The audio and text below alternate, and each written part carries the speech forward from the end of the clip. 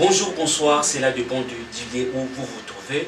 Et merci peuple de Dieu, merci les soldats de Jésus-Christ. Comme d'habitude, je suis passé. Je suis avec des hommes dédiés. Et mon réalisateur Jean-C Kimbeni, Fongo la mission ensemble, le peuple de Dieu va comprendre tout ça dans le plateau. Tout le monde parce que mon ingana a respect à Basala Nzambe, celui qui a mis Basala Nzambe. Et ça place où tu as nanga ensemble na bino na pena yako ko ba connaissance ya sika kaka na plateau ne tozala awa ya o mona ka difusa ka soki ba sanze bazo luba na komaka parce que ça fait ka moto ko la bino et réalisateur na biso fongola tout découvrir bango ensemble na bino déjà na le bango en gros bonsoir Basala Nzambe. Bonsoir papa journaliste, bonsoir. Prophète Joël Nabandi prépare na yonde une santé. Oui, santé ça très bien en Ngolo Nzambe, santé ça très bien par la grâce de Dieu, santé ça bien qui met en Ngolo Nzambe. Apôtre. Ah oui, merci beaucoup papa. Vraiment, santé Zali très bien. C'est bien les malam mingi. Zamba sali biso ngolu, abate biso titukomi, ngolo alelo malgré malili, ben Nzambe. Alors ça la biso ngolu na profiter là ça peut ba Nzambe o Nzamba bateli. O bazi occasion sur Rolanda biso balanda biso na semaine passée. Bazi sur occasion Rolanda biso vraiment en tout cas Nzamba pa mugabino. To pesi Nzambe longo merci na bino na biso. To le bina merci pour sali biso ngolu. Amen. Tout le monde vraiment encore une fois merci papa. Amen. Prophète Joël, eza émission ou eza suite émission tout ça qui c'est pour de 50 ans qui par rapport à temps. Les gens lingi toujours na question ya ba prophète, combinaison de ba prophète, quand est-ce que ba prophète va bon quand on a combinaison de ba prophète, pourquoi ba prophète va se référer à plus dans ancienne alliance que nouvelle alliance, quelque chose à Kibongo pour le comme on mais on va en gros pour donc la question de ce. Merci beaucoup l'homme de Dieu. Ezali karaté pour nos bosonga l'ancienne alliance, mais Bible ezali ancienne alliance c'est ombre des choses à venir. Tant que le belagi li bosso si les deux prophètes le bagi que la première prophète prophète batanga prophète majeur tout ça na Moïse tout ça na Jésus-Christ parce que Moïse a représenté la loi, Christ a représenté la grâce. Donc ça veut dire que l'autre on attend de la grâce parce que tu recevoir Christ. Autre juif faveur imméritée. Mais Bible ce qui kaka wanate ya kolobaki ba prophète bazaka na kata Ancien Testament. Le même est la prophète bazaka na Ancien Testament, yango Paul tango en Éphésiens chapitre 4 aye ko talisa na ba église ba Éphèse pour pas comprendre combien Nzamba pesi ba tâche na ba ministère. Ça veut dire tout dans le ministère prophétique ezali, tout dans le ministère apostolat, tout dans le ministère évangéliste, le roi papa na biso elonga aza évangéliste. Donc ça dit que Dieu apôtre Paul a kotalisa biso ba différence de n'avait de konanga apôtre Johnny, apôtre de la grâce, apôtre de l'espoir. Parce que apôtre a expliqué biso, apôtre Paul a expliqué biso yango poto sosola. Ça veut dire rôle il y a prophète dans quatre ministère ou dans quatre églises et ça kotalisa ba nzambe o eza révélé o eza li makambo nzambe abongisi pona bango. Pourquoi parce que quand on parle ici la prophétie c'est une inspiration de Dieu ou inspiration divine.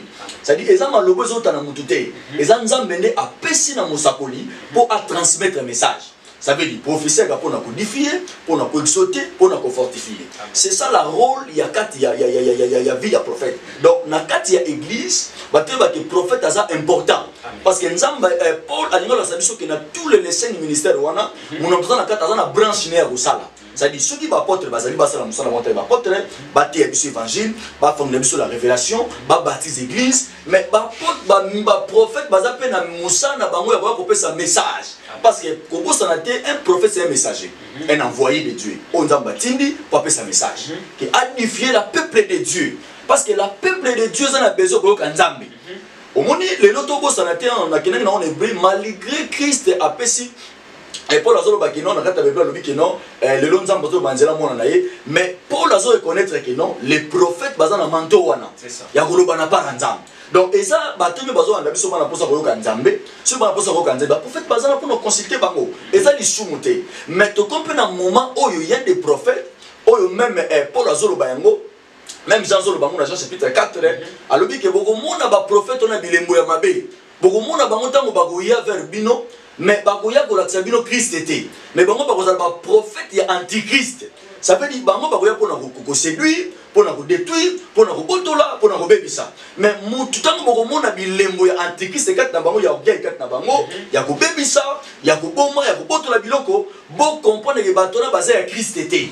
mais lorsque bokomona ke batu bazana kata humilité kata na bango bazana bolingo pe baza ko sakola na kombo ya Nzambe ndeko comprendre ke batu wana bazali na ndakisa ya Christ kata na bango c'est que boyoka bango yango nazolo bakino na temps otokomi il faut que discerner des choses parce que comme na moment oyo le diable peut à se déguiser dans ba prophète naïe pour détruire l'église. Pour aboma musala Nzambe o remarquer bango tango ba pona ko bebisa musala mais ba pona ko sungate. Donc la rôle ya prophète ezali pona ko annoncer que fongola pe makomi na Nzambe ko talisa batu des révélations de Dieu ko fongola batu ko makamu na Nzambe ndenge za kotambola yango na ngai pona conclure na tika pe on tla biso ba question mususu apote pe a rosa na ida ko bakisa et loko za le plus important lelo il faut que tu ailles baquer tous les bela mingi bateau bazana kata ministère biso to ko rater que le prophète a donné bango tu même ministère c'est un don aux hommes pessimiste donc ministère c'est un travail ni na ye awa nazo transpirer na musala encore la pesinga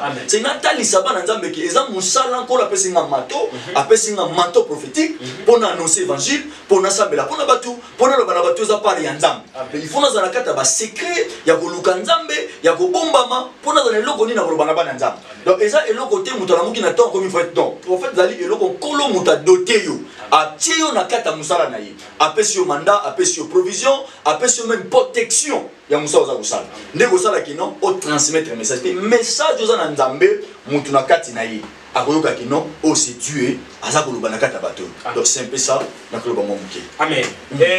Merci beaucoup prophète Joël. Merci soki bozolo banga na kondola makambo ebele kozala mona na Nzambe eza bien amen.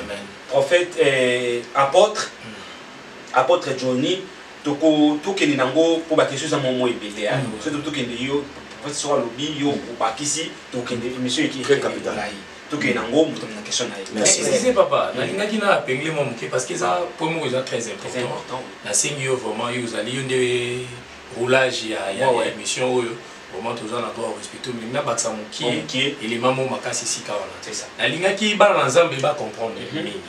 Les problèmes les alliés à système il y a Nzambe les alliés qui vont changer parce que bah dans Nzambe avec so teng na kata Nouveau Testament pardon Ancien Testament au monde ba lobel ming ba apôtre té ba iko lobi la ba apôtre ming na Ancien Testament na lobaki na émission passée na lobi tozal roi na ba vent na mipepe o ile kaka moni na kata ya Ancien Testament le prophète bazali le rôle à l'école ba no bien ba prophète au monde ba mo o ezaki utilisé trop c'était les sacrificateurs et les prophètes et ça ba mo utiliser ma mingi na kati ya Ancien Testament mais soko ye na Nouveau Testament au monde mo eza likolo eza ba apôtre.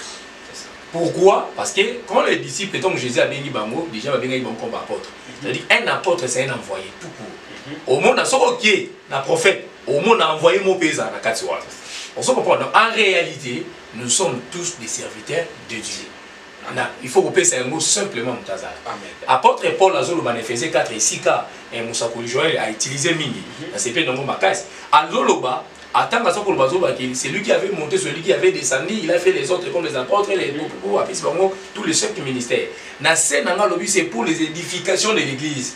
Donc, rôle la biso et Zali qui est tout édifié l'église. Aux apôtres, aux évangélistes, aux docteurs, aux rôle dans les pour s'animer, aux édifier kaka église. Dans le bail que système au bas comme nous le prophète na kati ya Bible et Nouveau Testament, apôtre ma prophète va utiliser parce que le plus grand prophète c'était Jésus-Christ. En Jésus-Christ il avait tous les 5 ministères, tous les dons, tout, il était sur Jésus. Na kati na ye.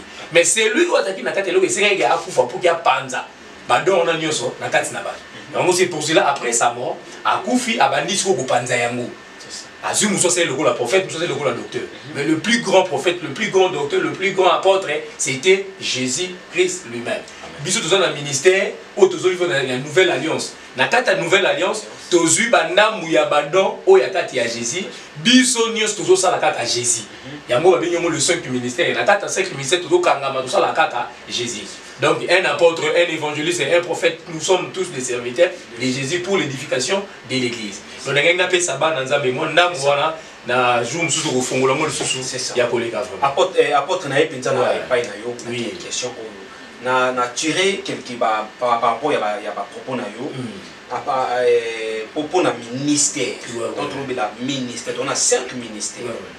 Pourquoi dans l'église comment mutu mususu nzamba benga asa évangéliste comme exemple as évangéliste mais yé mo kwa ça ka nyoso asalaka ye moko évangéliste, ye moko apôtre, ye moko prophète, ye moko docteur, ye moko pasteur na église moko. Et ça kozala égoïste, to eza ko boya ko pantager pa baninga na ye mususu basala nzambe po baluka pour na édification kaka ya église. Oui, na kolingana na pesa réponse on a deux volets.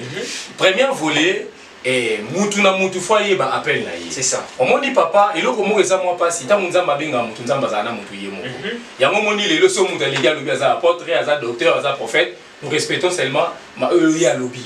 Pourquoi? Parce que tant nzamba kutana na ye mutu azala kité. Mais sauf que babi ba koyeba mbuma, ba koyeba nzete na mbuma na yango. Po yeba nzete malafu yeba muna mbuma na yango. Donc, il y a un prophète, ceux qui ont prophétisé, un prophète. Même un docteur peut prophétiser, même un évangéliste peut prophétiser, parce que ce sont aussi les dons de Dieu. Mais il y a des prophètes par ministère, il y a des docteurs par ministère, il y a des docteurs, il y a des apôtres par ministère, les alliés. Mais ce qui nous, par exemple, dans la carte église, parce qu'il faut tout ça la différence pour eux. Église corps de Christ et ça église locale. Différence c'est entre église locale et église corps de Christ. Église corps de Christ c'est l'ébissonnios. Ça veut dire que papa n'a mutombo, l'homme de Dieu tout ça en église mon côté. C'est mon frère à moi tout travaille rapide ensemble mais tout ça en église monté. Il y a un ministère naïe, moi j'ai mon ministère. Tout ça on relation Moussa Polirema. Il y a un ministère naïe, Moussa Poli Pichou, bishop Pichou, prophète Pichou, a un ministère naïe. Et donc mutu na mutu, azana moi Moussa la naïe. Mais problème est que nakati ya Moussa na local, au cause na Moussa la naïe wana. Mais tant que comme il église, tant les 5 ministères, ils ont pour l'église corps de Christ dans l'ensemble. Donc, il y a une église locale, il faut avoir 5 ministères. Wana c'est comme moi makasimi. Ce qui aux yeux grâce wana parmi batozo kamato parmi batoza na bango, mon amour bazana don et enseignement, mutumo azali, ils ont m'habité. Mais dans le cas il y a prophète aussi, attention, avec les évangélistes, avec les prophètes d'aujourd'hui, il faut connaître la parole de Dieu. Il faut chercher la parole de Dieu. Pour être un bon évangéliste, il faut un évangéliste peut enseigner aussi la parole de Dieu. Un docteur aussi peut enseigner la parole de Dieu ou peut prophétiser aussi. Tout est abandon, il faut tout pour que tout y aille.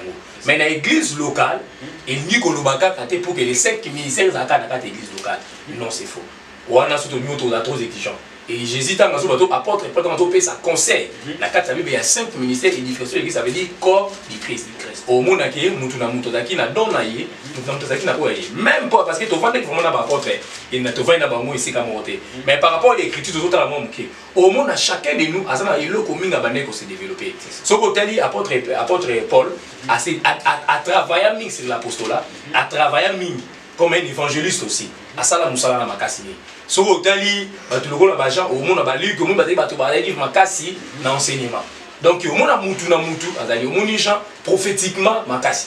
Au ce monde. Donc c'est un peu ça. Na docteur ou évangéliste, aya kola ki sabi sopé, ndengeni mtuzo na tani. Tu vas passer un moment où tu vas passer un moment où il y a des difficultés, il y a corona, il avait des prophètes, Nathan on est trop comme un prophète, tu es comme un nzambe, tu es comme un prophète, c'est ça collaboration pour l'édification de l'église. Or quel est l'eau, tu commis là-bas, autre charisme, donc il y a prophète Alombakuna, prophète Awapi, pasteur Yawapi. Or que Nathan il faut tous collaborer, tout le cas, yeba. Au moment où on a un gouvernement, tous les ministères ils allaient pour que Mogue Sanini et que Liboso. Donc son ministère Mogue Boité, Mogue Sanini et Boité. Donc tous ces soutenir, tout le cas, yoka, tout yeba.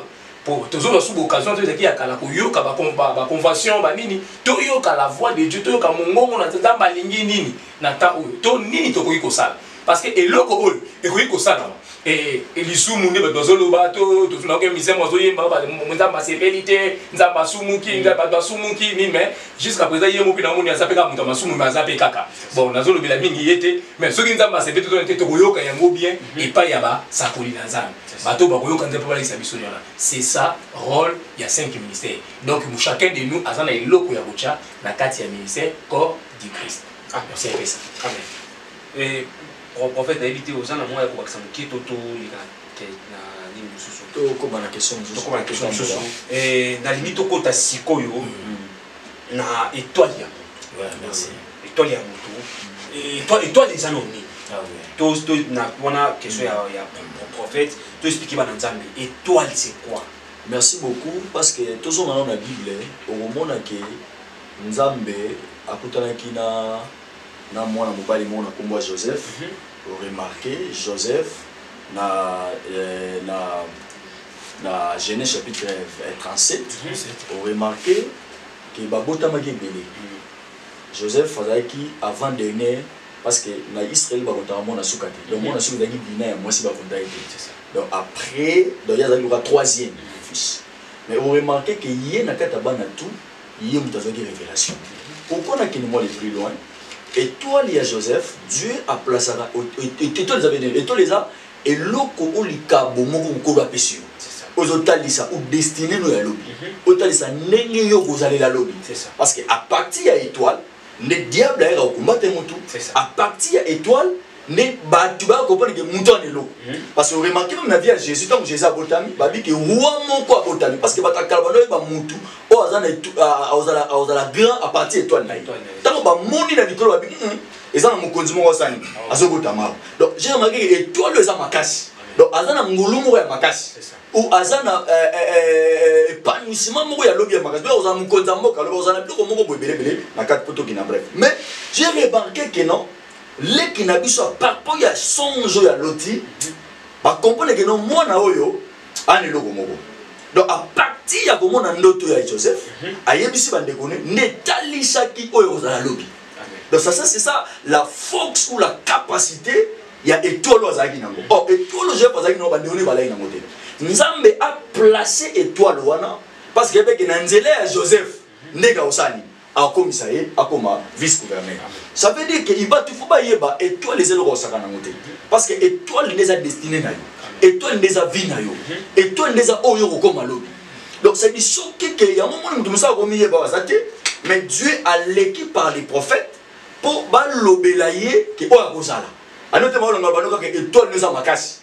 Yo oza mutu munene. Donc ça dit quand ba mutu munene la fanfou étoile na yo. Au moins prophète a bien dit que non non mon étoile na yo ils ont brillé makasi. Donc on va dire que non yo oza lobi mutu munene.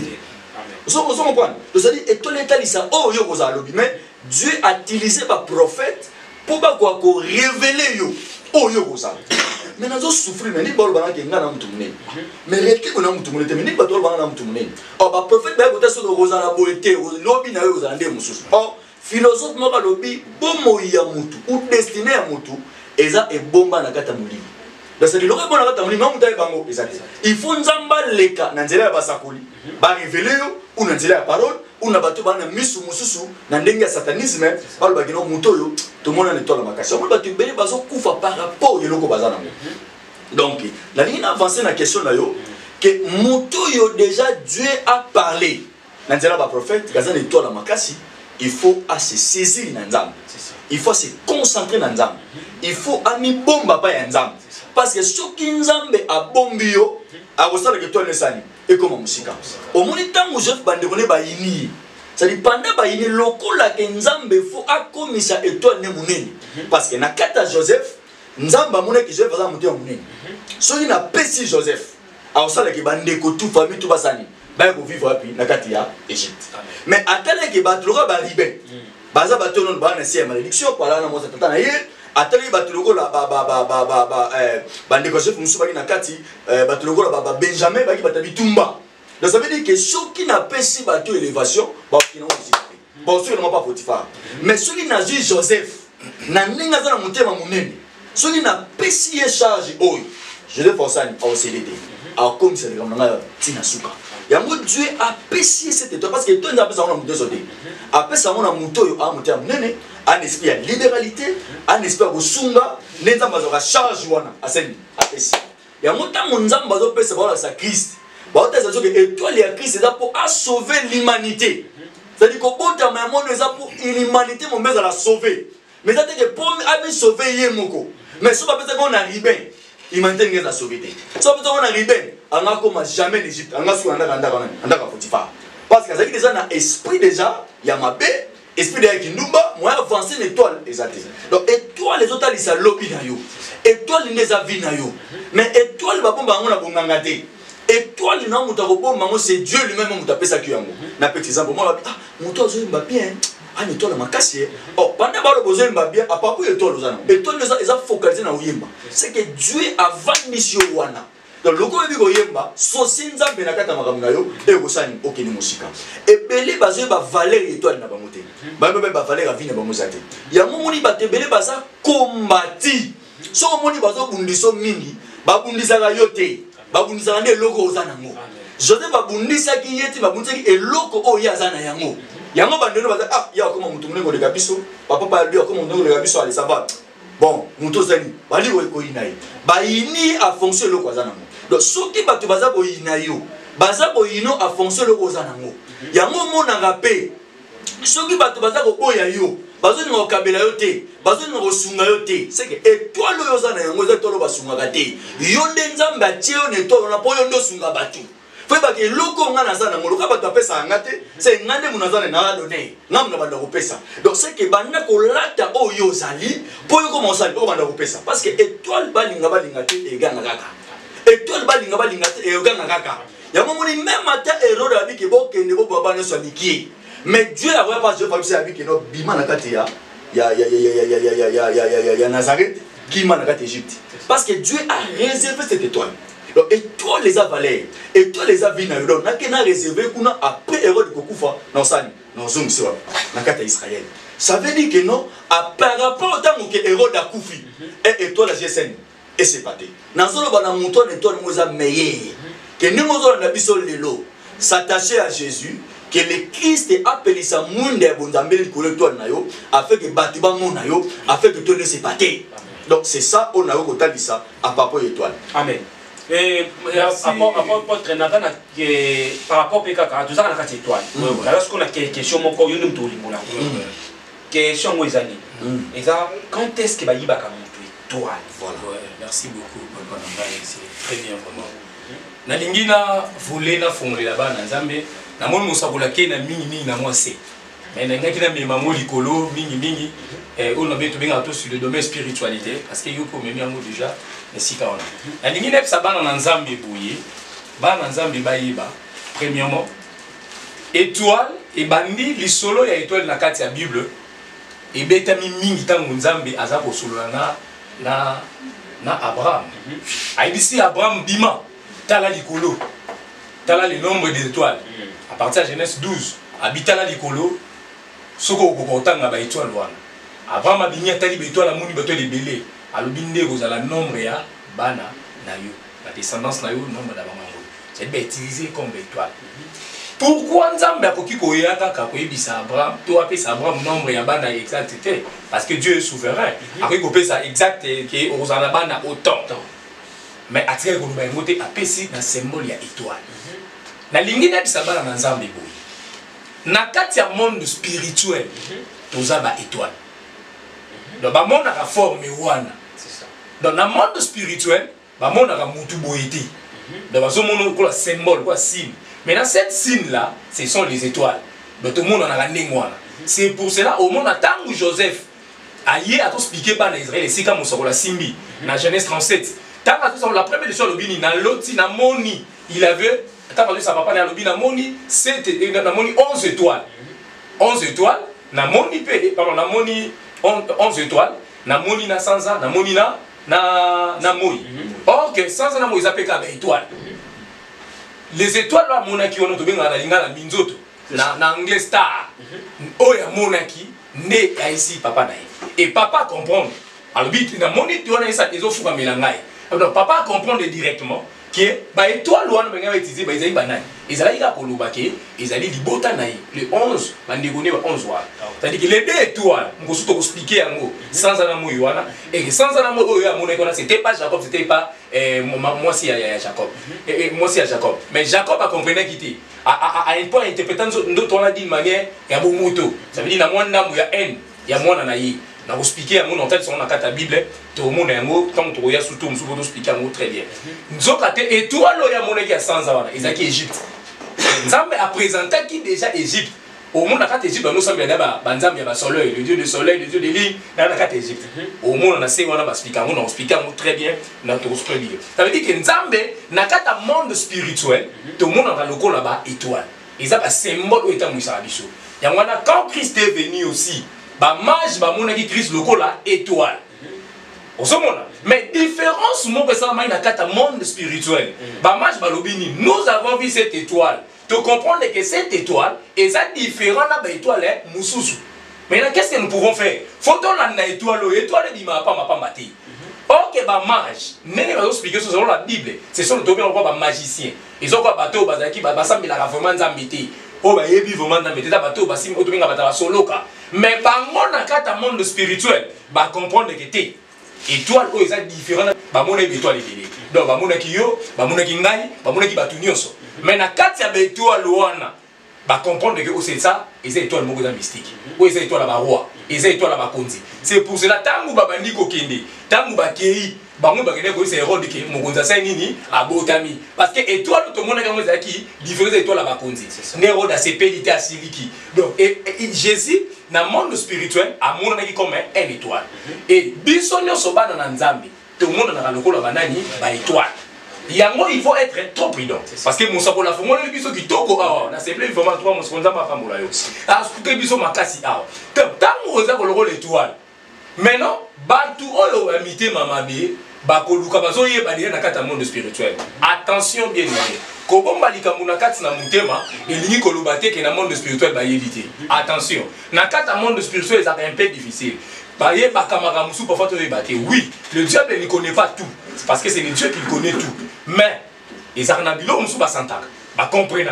Sinon, tout le monde est différent. Donc, et ça n'a pas tout le étoile n'a pas étoile n'a essayé brillaka déjà dans tel matin. Bah comprenez que étoile oyo et ça étoile moko ça différent na étoile c'est pour cela bah commanda directement pour combattre. C'est ça qui était passé avec Joseph, c'était qui avait passé avec Jésus. Bah comprenez que était mutu o étoile na yé est différent. Parce que et l'autre c'est là que Jésus a ça la combattu, ils a qui à cause à ma mage, donc bah moni que étoile. Bah yebisi Hérode. Hérode a compris que était mutu o yo a ça beaucoup longa beaucoup. Ouais, botami. C'est que nous avons souligné mon quantité. Il faut nous connaître ça ni na boumaï. Donc ezali problème au bas dans Nzambi basa koluka. C'est ça ba benga écoute étoile ya mwana nzambi étouffé. Ça veut dire ba comme koluka ba boumaïo, ba silisa yo pour que on régner. Donc ba comprendre déjà dans le monde spirituel, on leur a sauvé. On leur a changé l'histoire à bateau. Et surtout sont qui moukié et tamu bana Israël donc Moïse a botami. Avant Moïse a botami, Pharaon a l'autre notomu ba comprendre à mona on dirait bien été. Et à la il avait compris que parmi les bazobotama, donc dans le monde spirituel, à mon aide c'est ça. Il faut que tout ça nini tout casser bam. Et beaucoup mabana libali nyonso. Heureusement, il y a moins bien étouffé. Le temps va bien étouffer ça et tu utiliser comme mot. En réalité, il va effacer. Aux alatés, aussi la thé, au régnété. Il y a moins de famille moussous, ça va continuer dans la souffrance. Ça va problème. Ok. Dans le monde spirituel, bah comprenez déjà yo. Au mikou mi sont mi bien Joseph à famille. Mais sauf Joseph à famille, pas combattre yo. Au mi bien David à famille. Yo il faut bunda. Pour famille ça n'est longa. David a bundaka. Joseph a souffraka. Pour la famille naïe. Au sommet on a problème. Donc après ça une prophétie que Joseph a famille. Oui c'est vrai. Bah ebi ça yo. Donc ça veut dire que étoile naïe va mon amour différent. N'a pas ndi naïe. Ça veut dire que yo n'aime to comme un problème. C'est pour ça il faut tellement la vie de prière. Il faut tellement. So au monde même yo mon quitter. Benga biso basali na Nzambe. To orienter to la kisa yo comment prier. Et qu'est-ce que tu peux faire pour que ça nini o évoluer. Bah ni on a stopper ça la moi. Chaque fois au bengi biso to kolandilo na ba prière. To sunga yo ndenge to sunga ba to misusu pour que o sala nini ozwa solution. À ma case. So quitter étoile na yo ça nini et kozala étouffé. C'est ça. Merci apôtre. Merci apôtre. Merci vraiment na ngo contribution en profondeur. Tout ça car na nito panda mami c'est étoile ya ba. Mon lelo peuple de Dieu ba zo que de plus na libungi ou que ko ça n'importe quoi. Ayebi réalité té. On a yo mona ka lwa ba ndoko nde ba lokanga koto ba papa leki famille maman ba ndoki. Or, Yemo Konde aza maître ya binaye, a ko faire éclairer pe l'étoile naye. Quelque chose il y a mon Nzambi apôtre Joël. Quand est-ce que mon tout Yemo ko perdre étoile? Mutu a ko perdre étoile penzate mais mutu a bebisa lelo azanango a papo ignorance naye. C'est ça. Donc ça veut dire et l'autre ce qui nzambe ça pesi ça pesi. Au monde quand l'homme de Dieu zoba awa si Moïse à cette époque où on a Pharaon a yaki wana. Tant ba hébreu ba ki ba moni ki non frappe ki makasi ba bi ba ki no bois ka moi. Ba bois ki na mer Méditerranée, ça veut dire na mer wana ezaki na ba nyama ba zaki plus dangereux. Ba ouais Goliath Moïse. Mais nzamba batela Moïse. Parce que nzamba a un projet au va ça na Moïse. Donc par rapport à son étoile. Et là comme tu vas yeba lorsque nzamba pèse sur étoile omi yebité. C'est ça diable a manipulé parce que diable azara fort, diable aza obiso de lobby. Ne place au sani à attaquer. Babi aza fort na rise na aza tellement risé. Yango monaka diable ne toza awa na kisasa awa na poto azate. Azate, ne toza azate. Mais azande fort na service à renseignement. C'est-à-dire qu'il y a des démons qui sont déchets en France, parce que dans chaque pays, il y a des démons qui sont déchets. À partir de géant, nous avons toutes les informations en France. Il y a un nombre de gens en France sur le plan spirituel. Donc, il y a des gens qui ont ces informations. Donc, à partir de là, lorsque les gens qui ont l'étoile, ils vont continuer à se pour désorienter. À partir de désorienter, ils vont bien kisi. C'est ça même la kisi. Parce que moni ne mozawana. Yo Zimbabwe. Tant Zimbabwe parce que diable a dit que à partir de étoile oyo. Celui to tiki yango, muto akoma munene. Ba comme so liboma. À partir de liboma c'est que ba stopper yo, moi ça okoma super na mano zela yo les athées. Et la deuxième chose, tant ba na kata bongango ki okota bonganga. Parce que nganga apesa gate mais azo ka uzanango yenda bosala na vitesse ko yo so yango. Et à partir de là, on a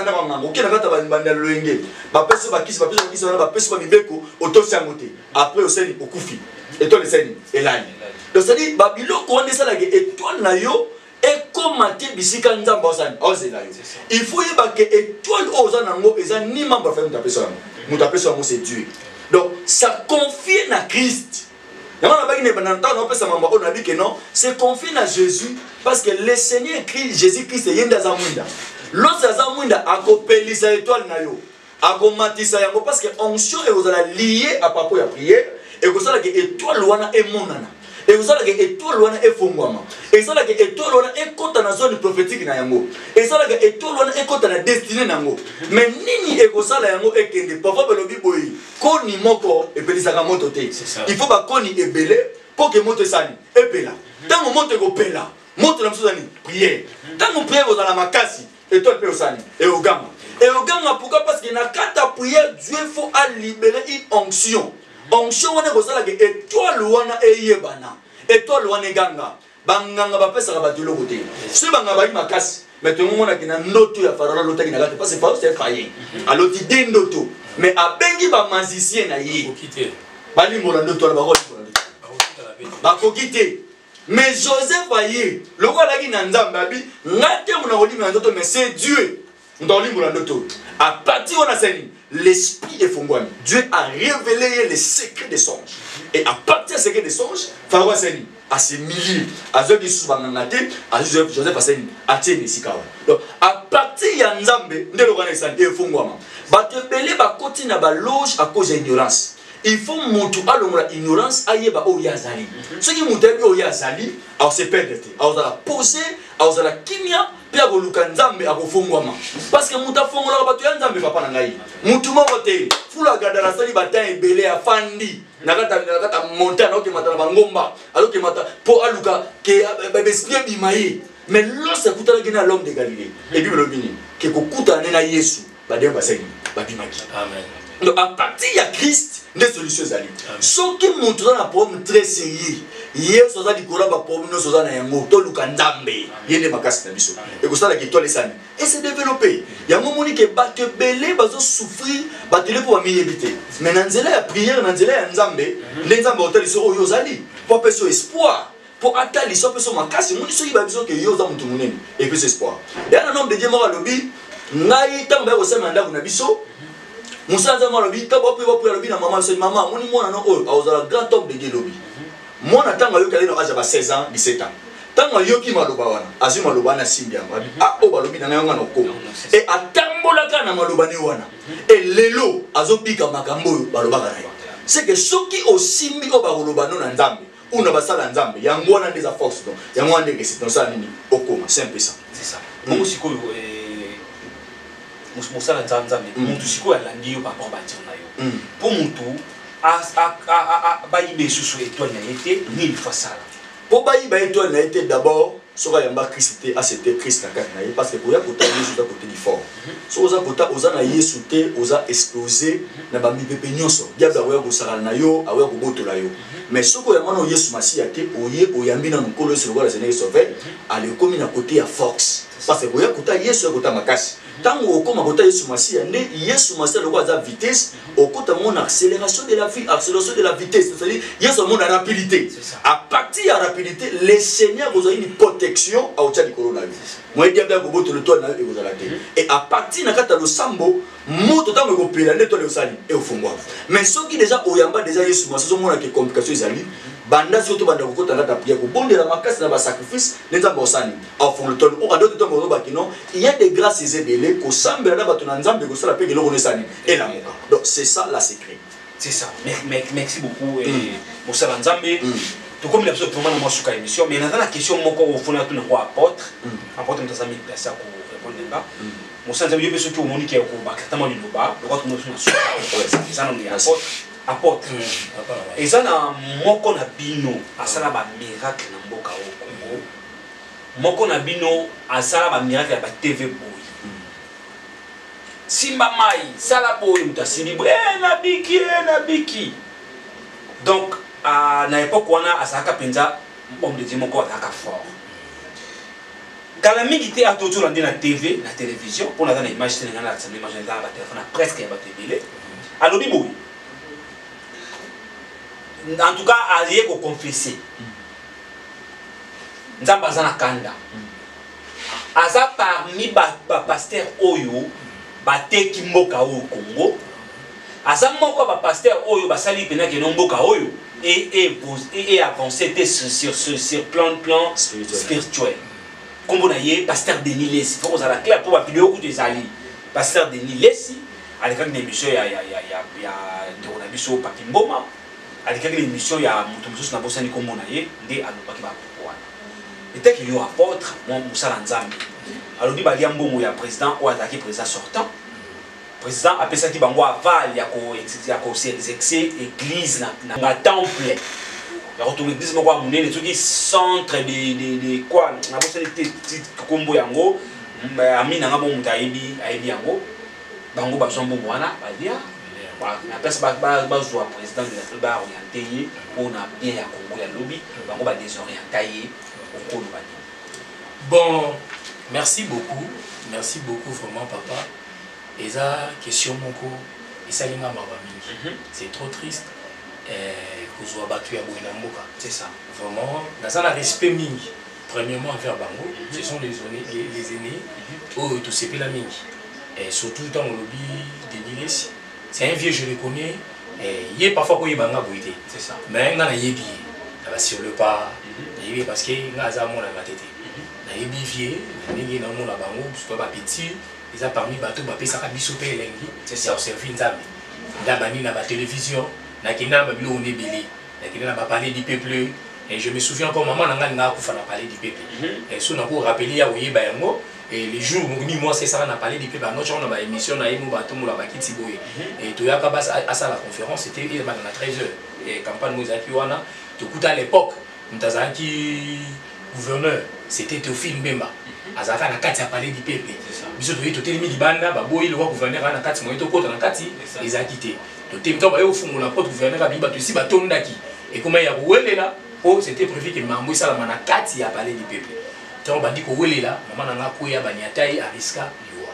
Mais aujourd'hui, si cet homme de Dieu a lobby makambo ya boyi na regretté la place. Pourquoi? Dans la moni que maman nga kufa na epa. De l'on a regretté ma casse maman nga kufa pas. Na lala na bafikini na blo na bango na ndekoni Roger Lessi na landa bango ba maman Rose Lessi baza bat na landi pasteur Charles je le respecte encore yego tout là pena papa ou na ko respecter sur makasi parce que c'est lui le vieux ya makambo yoso mais ce qui prophète Denis Lesi alobi eloko aboye eza soni eza mawa. C'est ça. En tout cas naza na maîtrise te na landi émission yango te mais relaxer là-bas na nzambe batala à émission ndenge wana. Si réellement alobi biloko ya alobi et aza na courage ya koloba ngo eza soni makasi. Papa na ngai basakana na nzambe. C'est ça. Basakana na nzambe te. Et éducation nini même yé moko ndenge za wantu. Aza na bana oya boti même na tata makila na ye moko boye. Ba fils biologique na ye. Aza ko éduquer ba ngoni nini. Comment c'est possible que tes enfants ba fa na télévision ba mona que notre papa c'est un escroc. Aux autres qui la bana na yo nini comme héritage. Moi je ne sais que tant muta bandi kokola et loko liboso a éviter ba ranki. Et loko liboso a lukaka bongisa ba erreur na ye pour que tant muta ndi kokoma mikolo il faut éviter que de faire souka ya vida. Mais ce que le pasteur de Niles a lobi ke balia mbon na bato ya tangi balia ngana répéter na ngo makasi. Pourquoi ezali biloko ya soni ngai na koloba boy na komi même ko douter na appel là-bas. Moi je ne pense pas que ce sont des hommes de Dieu parce que la Bible nous dit ceci et ceux qui osent prophètes et ça pour la édification de l'église. Nous sommes édifiés de quoi? On comprend papa? Tous ça édifié na nini juste tous on édifié. Donc na komi ko douter même que ce ne sont pas des hommes de Dieu. En tout cas na benga ya deli en tout cas esquisser. Donc munga na zo douter parce que mosali na nzambe ya solo si réellement osana appel na nzambe papa appel na nzambe eza eloko ba jeter. C'est ça. Nzambe tanga zo benga mutu. Oui. A bengi yo, a zura kat na ye, a tie ba capacité pas kat na yo, papa mutako sutu de la mbongo te. Quel que soit les millions za ndenge. Pour nzambe alexara mutu non temps ya épreuve pour abimo l'élévation. Tant nzambe alexara mutu temps ya épreuve la rata ya formation. David na kata ya zamba, nzamba no lexe na kata épreuve parce que nzamba no mona David obunana Goliath. Donc il faut David elle a expérimenté na ma case déjà. Il faut mekada ko lion, faut mekada ko ours, tant a kuta na Goliath a pété koleka lion. Parce que lion a ma case koleka Goliath, c'est ça. Tant a kuta na bomia l'équipe moko. Donc c'est ça c'est que Dieu a pour biso. Mais là so yo nzamba lekisa ko na temps épreuve, là je ne pense pas. So nzamba lekisa ko na batan wana. Comment liboso ya mboko papa moni ngai so mokonza mboka kutena nga mokonza mboka ndio occasion kutana. Ça dit mokonza mboka fa c'est là. Parce que moi je suis un homme de Dieu. Je suis appelé, je suis élu de Dieu. C'est Dieu qui m'a appelé. Donc naza na c'est moi pour mutako mona mokonza mboka na bandi ko planer na bandi ko lenga jamais. Eza basali na nzambe ba miyebité. Ba miyebité o bango basali. Eza soni. Soki mosali na nzambe okutena mokonzi ya mboka ministre député tout nanani o baza élevé la dignité tozo respecter bango baza élevé la dignité mais na koki jamais ko planer na koki jamais ko tika nzambe pour opesa nga 10 000 opesa nga 20 000 papa toke tozo ngepai mbongo balé salani tambola na l'église na bango tambola na bandako na bango mbongo ngo bakunza balé basa na ngoni omoni ke babomi ministère na bango pour rien mais gloire soit rendue à Dieu ba détruire ndé ba vie na bango. Nous ne sommes pas détruits. C'est ça. Soyez pas zolo ba ke mboka ekufi mboka ekufi te. Na zolo beta ke nganga ya nzambe. Mboka ekufi te. Mboka ezali normal. Bien aimé dans le Seigneur, bolo molande confiance likolo na bango. Bon comprendre que ce sont des malhonnêtes, ce sont des escrocs. Baza fragile na mbongo. Ce sont les gens qui ont dit ba histoire na bango etambola ka bien ti. En ngana na lelo na confirmé et je doute même na ba appel na bango. Je ne crois pas que ce sont des serviteurs vraiment de Dieu. Parce qu'un serviteur de Dieu a quoi que ça les règles, David a ça les règles. Mais serviteur Yanzambi, il a qui s'arrête à ça Moussa Yanzambi. Na l'obité qui n'a pas parfait, mais na ligne de qui est règle que ça les mais Moussa Yanzambi a bon toujours ma qualité et Moussa Yanzambi. Mais ceux qui nous tenons à passer na télé pour rendre la service que notre bon église, ils savent que papa bon église na yé local, a bon vie na yé, a bon vie à bana na yé. Bana nous dans la maudit, famille nous dans la maudit, biso dans la maudit. Moi j'ai l'appel de Dieu. Ngai na koli na maboko ya Moussa Nzambe Laurent je suis Bonianga, c'est un prophète des nations. Moussa Nzambe, ba mibenga délé ba prophète des nations, ba tiko pe sa prophétie pour la nation. To yoka ya moté même dans le landa wana. To saki bana mike mais to tiko yoka prophétie pena ya nation te. Ke eloko boye boya ba mibenga prophète des nations. Donc ya mona comprendre biso ki na douter na appel là-bas. Par rapport à oyo il a qui ça la télévision, oyo la qui singa na oyo lobby qui est ba image nyonso wana na douter n'appel na bango. C'est ça. Je dis qu'il n'a douté n'appel na bango. Et basali na nzambe ya sérieux na mboka oyo bazali. Moi je continue à croire qu'il y a des hommes de Dieu sérieux. O bossa msala nzambe na sérieux. Donc soki bango bazolo ba bébé simboka ba vie na bango na makambo na bébé. Donc makambo na bango de bébé ya bato se bébité.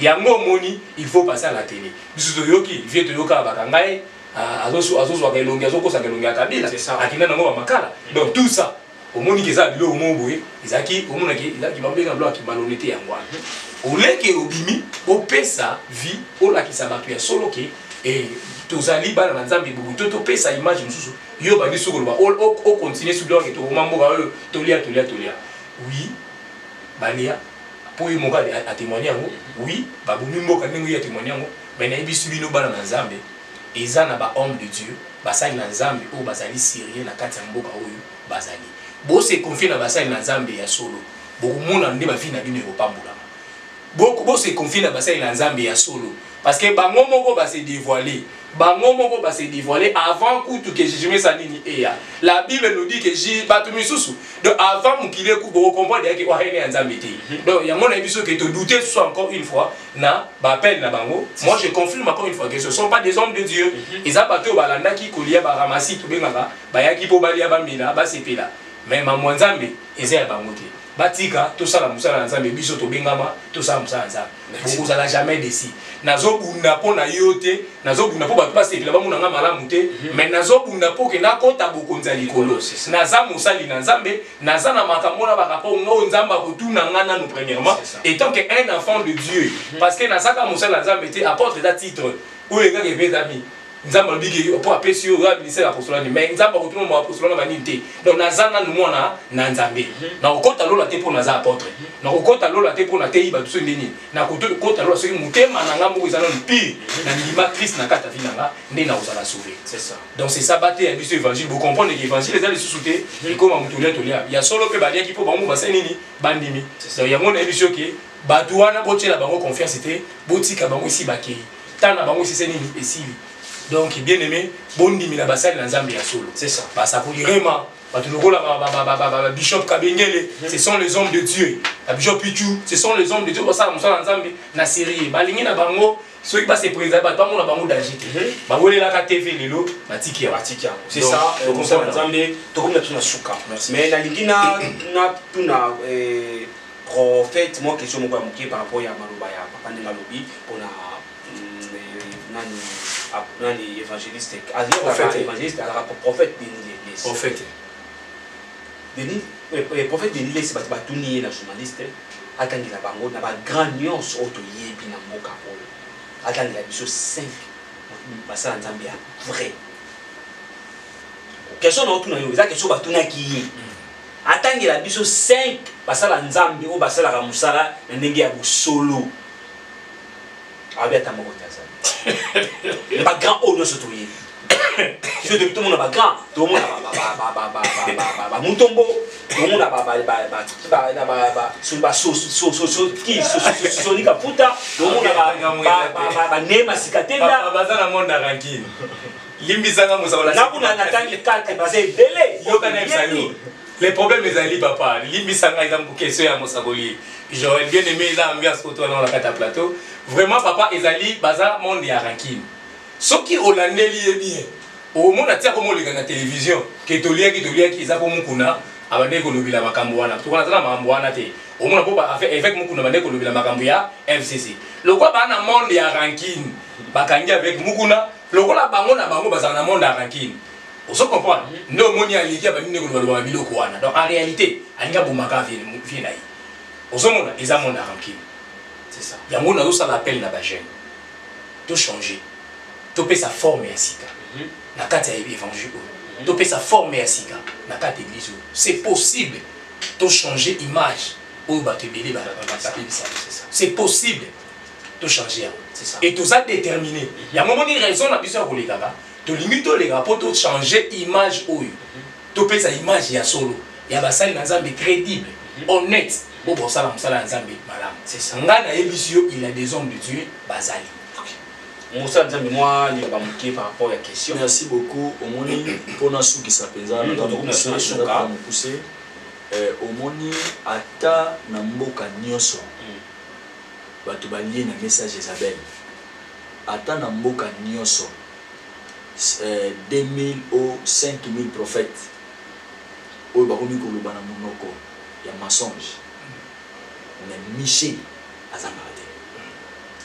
donc bamiche bazali oyo bakolobaki aka biso oke bitumba olonga tokokufa na moment oyo toza na besoin ya bamiche baloba vérité toza na posa bafitilité aza omoni mutu azolinga kaka omoni so toyebi totanga bambebo ya ye oyo asala oyo denilesa asala bato kutu baza na ntango mosusu baoyoka ye te donc mais na moment oyo tozali toza na besoin ke église ekomi tokende na temps de la fin toza na besoin bato bayeba nzambe bato baluka perfectionnement bato bazwa changement mokili ekomi oke vers la fin badifité bayakosa nzambe donc bato wana badenise abiki ata na moto abiki ata motu moko ya reconnaître motu te. Ça n'est fini pour aujourd'hui. Vous étiez nombreux, peuple de Dieu. Merci pour la confiance. Les soldats de Jésus-Christ de Nazareth, merci pour la confiance. Ceux qui osana pour ça, il y a prophète Kanina Otoloba, soit numéro nassé, en tout cas comment est là prophète, comment est là Salanzambe, soit pour moi boyer ou essayer la visitation à Bango, la problème na yo, comment est là Bango, Nzambe ako, et Sumbayo Nanzela na Bango. Donc, comme nous sommes souka, la piscine nous sommes beauté, la émission au chanson de Béni, la piscine de ce que vous allez, et puis c'est Roueti, c'est Clarisse, c'est Roueti. Merci beaucoup pour l'assistance, nous avons assisté, merci beaucoup pour la technique Moubimbaya et Évangéliste Longa, télévision, la piscine de ce que vous allez. Merci beaucoup pour votre ici.